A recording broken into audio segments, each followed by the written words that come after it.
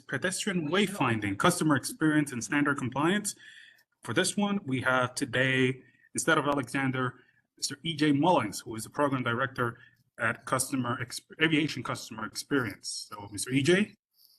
Good afternoon, everybody. Thank you. I'm pitch hitting for Alex today, so forgive me if I stumble through this. I'm going to have to dust off some memory cells to remember it, but I'm going to talk a little bit about pedestrian signing and wayfinding. That's the signs that are public facing inside of our terminals, our air train stations throughout our airports. Just an introduction to wayfinding real quick for everybody. The Aviation Central Office, which is in our headquarters, which is where I work and Alex works, are responsible for enforcing the pedestrian wayfinding standards across all of the airports. Alex Barrett, who couldn't be with us today, is our program manager, wayfinding and connection solutions, and he is the principal reviewer for all submittals on signage and wayfinding projects that are customer facing. Ultimately, however, our stakeholders and terminal operators are responsible through lease agreements to comply with Port Authority, New York and New Jersey wayfinding standards. And just want to mention upon that the Port Authority in many of our agreements has the right of self-help. So if the reason why this topic is important is if a sign does find its way out and it doesn't fit within our sign standard, we may ask for it to be removed and replaced, or we may remove it and replace it ourselves and then bill the appropriate terminal operator or tenant. Next one, please. So wayfinding refers to a system of visual cues that are used to support a passenger's navigation of a defined space. And it's not just signs. It has to do a lot to do with how the terminal is designed, lines of sight, clear pathways. In fact, you'll hear a lot of times throughout any of our design discussions that less is more. The wayfinding people at the Port Authority do not like signs. We don't like to use them if we could avoid it. If we have a well-designed terminal with clear sight lines, a lot of times it's intuitive. That's the best wayfinding system that exists today. However, it includes signage, of course, natural wayfinding and architecture, spatial zoning, and by spatial zoning, those are some imaginary zones or zones within a passenger's pathway that are in their direct line of sight or outside in the peripheral. And each one of those is classified. We protect spatial zones through our standards. And if you have questions about this, we'll talk about the Wayfinding Standards Manual. It tells you the areas throughout a passenger's journey where signs should be positioned and where advertising or anything other than wayfinding should go. It also, we also talk about the information hierarchy. For that means general to specific. For instance, when you arrive off an aircraft, you're looking for ground transportation. Our signs start at that high level description and then work their way down to detailed ground transportation as you get closer to that specific decision point. So for instance, when you arrive in the baggage claim area, if you're looking for a taxi or a bus, or air train, that's where you'll see those signs begin to get more specific, starting from general to specific.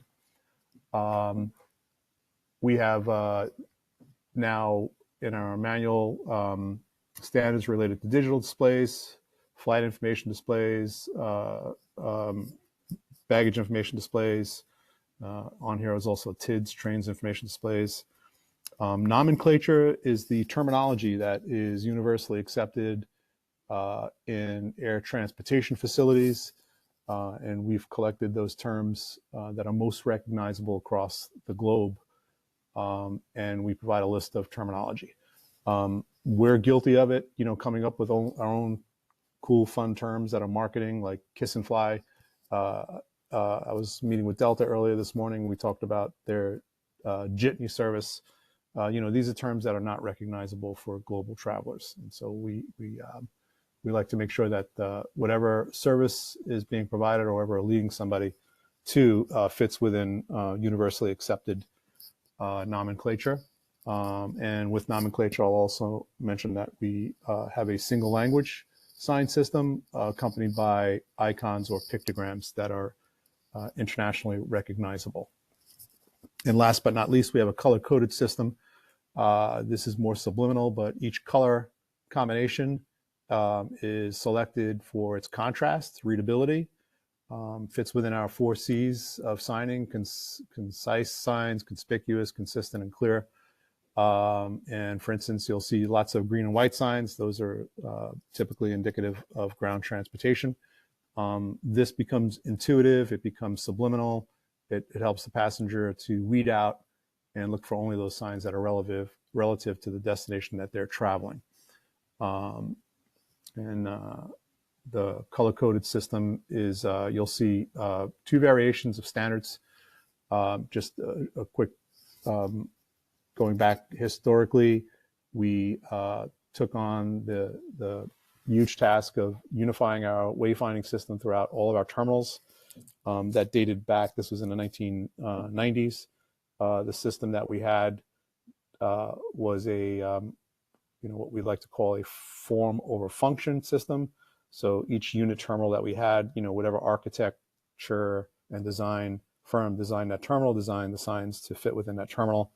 And then through our surveying and years of research, we realized that this was becoming a big problem for customers. So we instituted the a color-coded sign system back in the late 90s. In 2001, we received the first SEGD award for our new sign system. That's the Society for Experiential Graphic Design. And then more recently in 2019, after auditing our sign system and looking at some of the innovations that have happened in wayfinding, we upgraded or updated our sign system. And then we won our second Society for Experiential Graphic Design award in 2021. Thank you. So these are all the whens, whys, wheres. Wayfinding is always important. Fundamentally, customers must be able to navigate our facilities in order to make a flight or arrive at any airport. We do lots of research on our customers, our customer personas. We design a sign system that attempts to address all of the different types of customers and their needs, and a system that reduces stress, throughout the passenger journey. Our buildings don't change often, but the flows of passenger traffic vary and change over time. As I mentioned earlier, we had unit terminal buildings in the 60s, and then when passengers began, through the advent of code shares and customers moving from terminal to terminal, first by airline connection buses, then by air train, we unified the sign system by creating one single standard. We always revisit the wayfinding journey to make sure that it works for all user types, passenger segments, and pedestrian flows. And we, like I mentioned, we undergone an extensive audit in 2019, found that we had varied away from our standards quite a bit. So that's why it's an important part of this process, and we've integrated it into the TAA and TCAP process. So any sign that's hung up, our team reviews the sign for content, for clarity, and against our standards. We don't necessarily look at structural things. That's done by others. Whereas wayfinding at our airports, massive variety of information displays.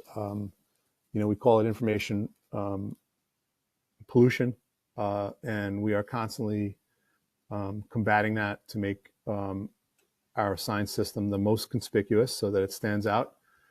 So that's why we have illumination standards in certain cases.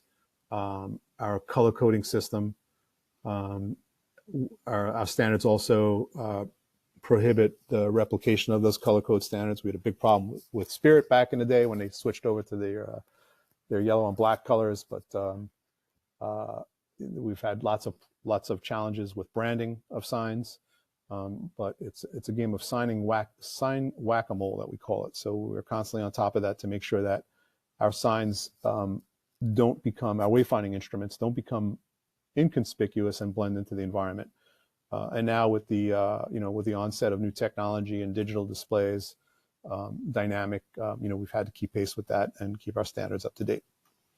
Not all signs, when we talk about signs, have a wayfinding function. So, once there's something like an arrow slapped onto it, it is in our sphere of governance. anything that leads a passenger. Does this thing serve a function of assisting a passenger and ability to navigate the space? If it's like a no smoking sign and things like that, again, depending on where it's placed, how it's used, that's not necessarily wayfinding. And that also applies to all marketing signs, advertisement, public service announcements. While we do keep an eye on where those signs are positioned, what colors are used in those signs so that they're not mistaken as a wayfinding instrument, and again, where they're placed in that spatial zone is really important. We've got a really cool wayfinding standards manual now. It's interactive. It can be found at wayfinding.panyj.gov. Everything that we talked about in this presentation is in there and then some. So it allows you to simulate some designs, provides a lot more of the background and context of why wayfinding is important.